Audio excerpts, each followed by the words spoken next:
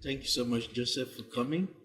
You mentioned development financing. You emphasized the concessional financing and you pointed to special drawing rights, the SDRs. I just wanted you maybe if you wanted to say exactly what these are and how African countries can actually benefit from it. Okay. So SDRs are essentially an asset of the that was created by the IMF. So it's a basket of five currencies that can be used to as a liquidity to provide global liquidity. So it was designed primarily to make sure that it provides global liquidity, and this can come in handy to help countries with macroeconomic stability.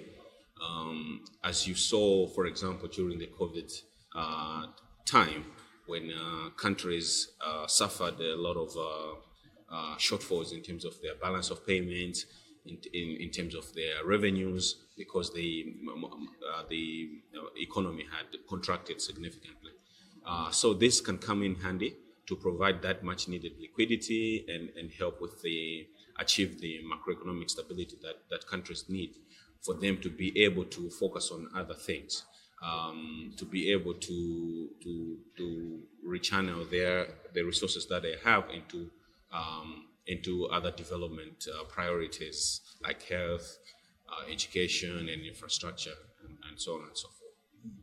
And in terms of the benefits of having the SDRs, it's what essentially I've mentioned about having liquidity and having a room for for optimizing the resources that a country has in other sectors that it needs to. Yeah. Okay. Yeah, that you have mentioned the benefits, especially around dealing with macroeconomic stability when countries are hit by crisis, like we had in the case of COVID-19. But we have also seen the allocation system and some of the challenges that are associated with benefiting from SDRs. Maybe you just want to take us through, highlight some of these challenges, and of course, how we can overcome these challenges as African countries. Yeah. The big challenge is that the way the SDRs are allocated. So the allocation is based on the quotas that countries have in the IMF, and these quotas are actually based on the size of the economy. There's a formula for that. It's based on the size of the economy, the openness of the economy, the amount of reserves that the country has. So essentially, the bigger, the more advanced, the richer the country is, the higher the quota it has. Therefore, the higher the SDRs that are allocated to it.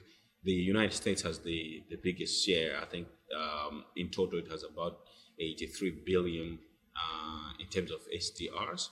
I stand to be corrected on that, but it's over 80 billion. And the smaller countries have, I think, the smallest. The country that has the smallest allocation is Tuvalu, which has like 2 million US dollars worth of SDRs. So essentially, that means the amount of SDRs you have is actually inversely related to the need for those SDRs. So it's a situation which we have things upside down, and that needs to be corrected, and hence the cause for the change in the formulas, as well as for having the SDRs rechanneled through other means. I think the African Development Bank has been a leading voice in advocating that maybe there should be SDRs should be reallocated through the multilateral development bank system, and for Africa, the AfDB would be the one that would be providing this reallocation. Yeah. Okay. So yes, thank you, Joseph, for taking us through the benefits, what SDRs are, and of course how countries can benefit from it. And you mentioned rechanneling. We have heard about this quite a bit, and the disproportionate way in which the allocation works in the countries that receive more are those countries that don't need SDRs the most. And these countries are supposed to rechannel the special drawing rights back to countries who can actually benefit of it. We have heard a lot about this, but what is the key challenge? Why is it not working? Why is the rechanneling not happening? Yeah. Of course, you mentioned like through the African Development Bank. Okay, so one of the reasons that this is not progressing as fast as it should be, there is some progress on that. I think there's been some buy-in from some G7 countries. France, I think, was the first one to call for implementation of this, and then was it Italy that actually started with the actual implementation, if I'm not mistaken. But there is some buy-in from these countries. However, there's also some constraints that have been mentioned. Madame Lagarde from the ECB, for example, she expressed concerns about this whole process of SDR rechanneling, saying that it might violate the EU and ECB provisions, some provisions. I think it's their article 123, if I'm not mistaken, on non-monetary. Yeah. So there is some legal concerns about making this whole process work, but also. Although there's been some buy-in, but there's always going to be some reluctance from other countries that have the SDRs, because it's an asset that they use, and political situations are different in different countries. So there may be that kind of reluctance, but again. There's been some movement. So, for example, the other thing that happened on the positive side was last year in May. So in May 2024, the IMF approved its rule change that SDRs can be countries can rechannel the SDRs through what they call the hybrid capital. Testing, right? So this is where it's an instrument that combines data and equity. So AfDB, for example, can get the SDRs, convert them into some equity, so that they can leverage on that to lend more to African countries. And in fact, that's the selling point that the AfDB has, in that they can leverage. For every $1 of SDRs, they can leverage $3 or $4 to African countries and lend on concessional basis. Okay. Yeah. So that this rule, which was preventing the rechanneling through this hybrid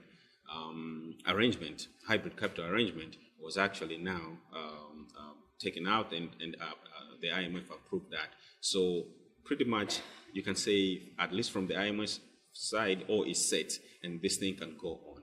What's just remaining is for other countries to join, the likes of France and Italy, to make sure that implementation goes ahead.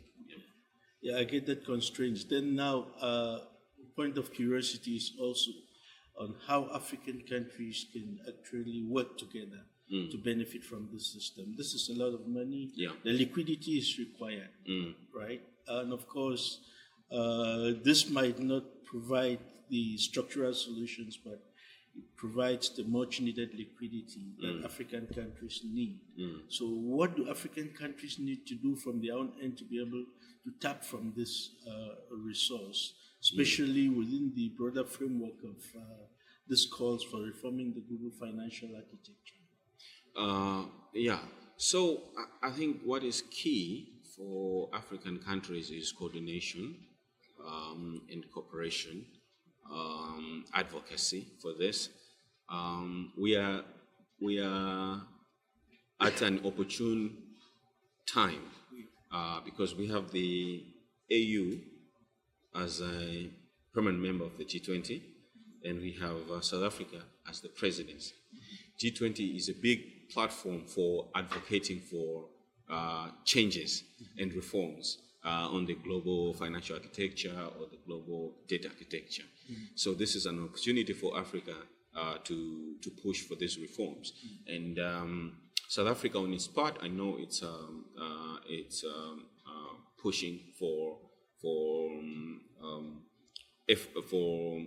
initiatives that can help improve access to concessional financing, and again, the rechanneled SDRs are one of those instruments, and it is pushing for the reform of the whole data architecture.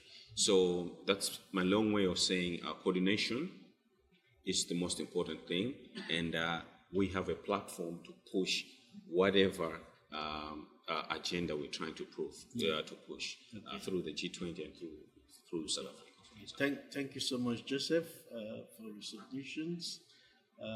We look forward to having another opportunity, to seek your opinion on this very critical subject on special drawing rights. Thank you very much. Yeah.